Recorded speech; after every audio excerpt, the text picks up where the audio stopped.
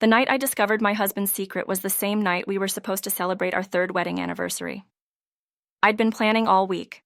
I cooked his favorite meal, set the table with candles, and even wore the red dress he once said made me look like forever. Everything felt perfect, except for the silence of our home. He had texted earlier saying he'd be working late, and I believed him, because that's what wives do. But as the hours passed, the food went cold, and my heart grew heavy. When I finally called him around 10, the noise behind his voice didn't sound like an office. Laughter, clinking glasses, music. He said, "Don't wait up." But that night, I did. And what came next changed everything. When I replay that call in my head, it still makes my skin crawl.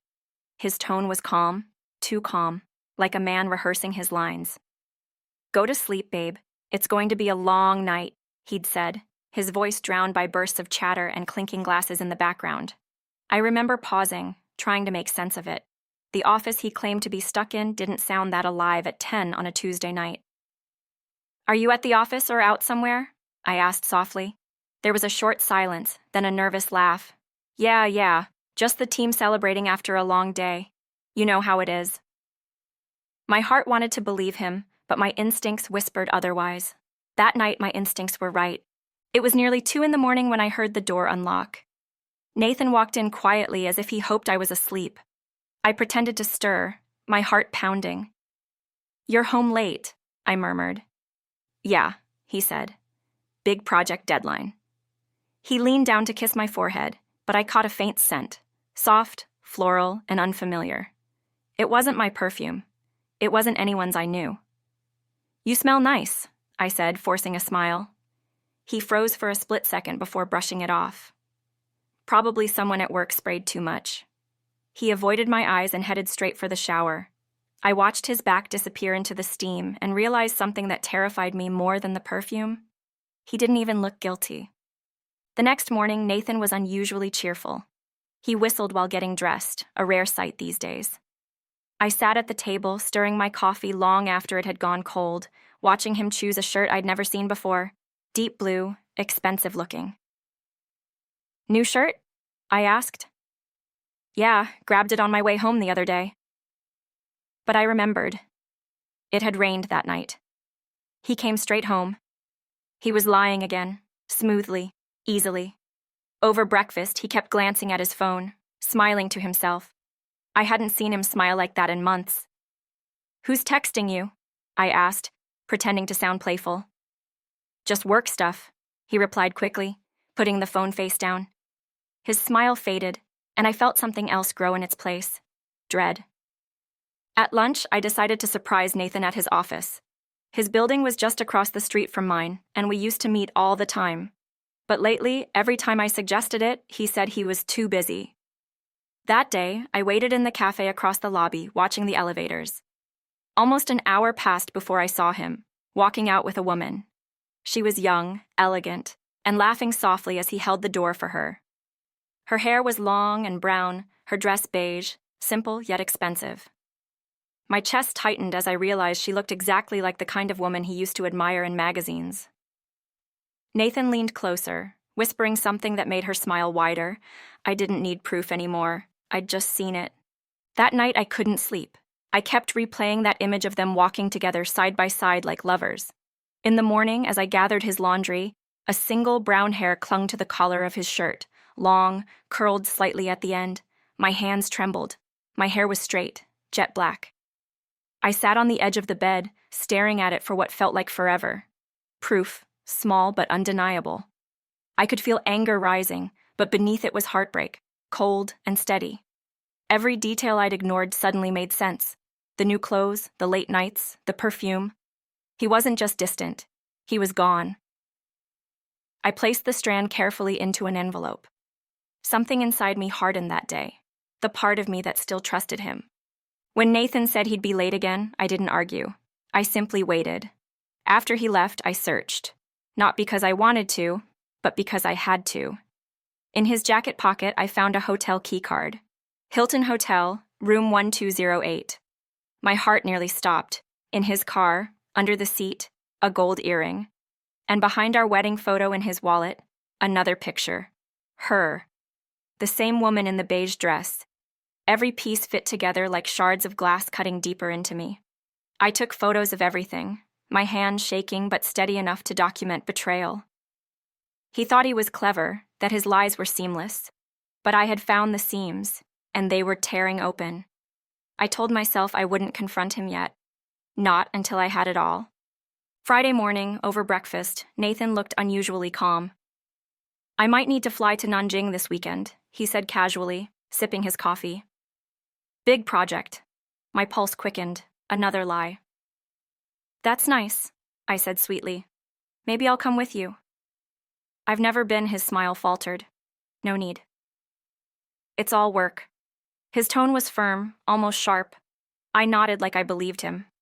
That night, while he packed, I slipped a GPS tracker into his luggage, small enough to go unnoticed, smart enough to tell me the truth. When his car left the next morning, the app lit up. But he wasn't headed toward the airport. His signal stopped downtown, near a high-end villa community. I stared at the screen for a long moment, my heart pounding. So that's where he really was. The villa was surrounded by a white fence and a blooming rose garden. From a cafe across the street, I watched him. Nathan stepped out of his car looking relaxed, almost boyish. Minutes later, she arrived, the same woman from the restaurant. She carried shopping bags and used a key to open the front door. My hands clenched around my coffee cup. A key. That meant this wasn't a fling. It was a life he built. A home. Through the window, I saw them laughing as they cooked together, like a scene out of a commercial. My stomach churned. That's what my money had bought. The mortgage, the furniture, her smile. I wasn't just watching them. I was watching my marriage burn in silence. A few days later, I went to his office under the excuse of dropping off a file. I wanted to see her up close. Sophie, that was her name. She sat outside his office typing, looking radiant. But it wasn't her beauty that caught me. It was the small medical report sticking out of her drawer. My eyes caught one word that turned my blood cold. Pregnant. For a moment, the world went silent. My husband's mistress was carrying his child. I stepped back slowly, pretending to fix my hair, and took a photo of that paper when no one was looking. My legs felt numb. All this time, while I was planning anniversaries and dinners, he'd been planning a new family. I walked out of that building with a broken heart and a plan. I didn't confront her immediately. Instead, I watched, listened, and waited. A few days later, I accidentally ran into her in the elevator. She smiled politely, unaware of who I was. "You must be Sophie," I said, pretending to be friendly. "I've heard so much about you." She blushed, clearly nervous. "You're Mrs. Gu?" Her voice trembled on the last word. "Yes," I said softly, "Nathan's wife." Her face turned pale, and the elevator seemed to shrink around us. I didn't know," she whispered. I could see the truth in her eyes. Shock, not defiance. She truly believed his lies. That moment, I realized she wasn't my enemy. She was another casualty of his deceit. But unlike her, I wasn't going to crumble. I was going to strike back. A week later, I asked Sophie to meet me privately. She hesitated, but curiosity won. We sat in a quiet cafe near her office. She looked fragile, her hands trembling as she held her cup. "Why did you ask to see me?" she asked.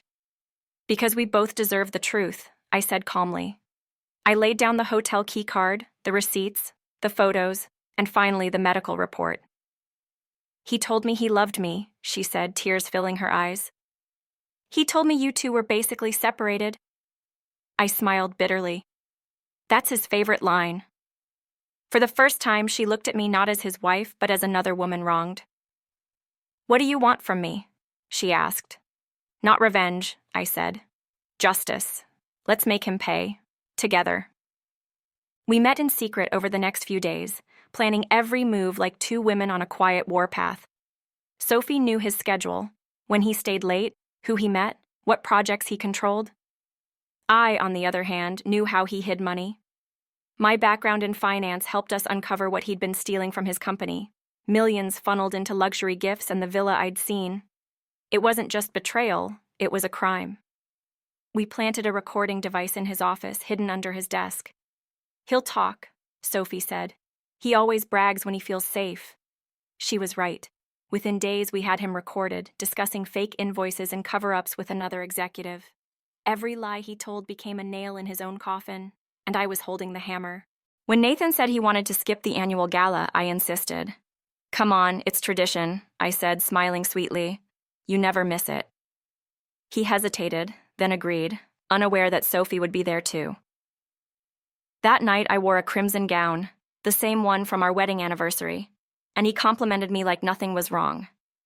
At the Hilton's grand ballroom, lights glittered, laughter echoed, and lies floated as freely as champagne. I spotted Sophie across the room in a sleek black dress, trying to avoid our eyes. Nathan noticed her too. His face paled instantly.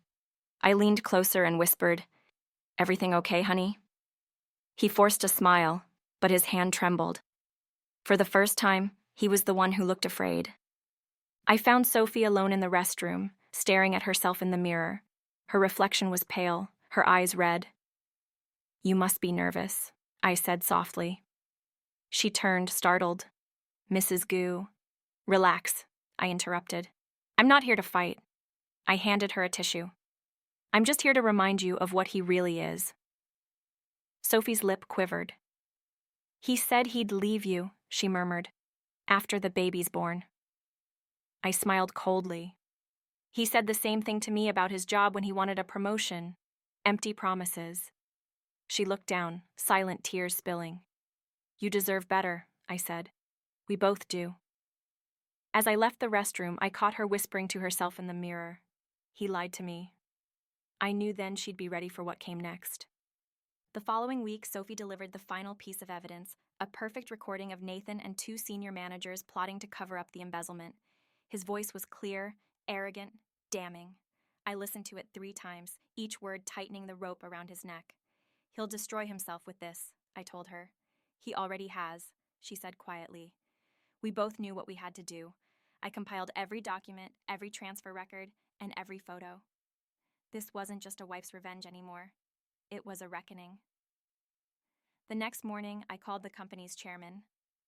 "Sir," I said, steady but cold, "I have something you need to see. It concerns your vice president, my husband." The boardroom was filled with quiet tension.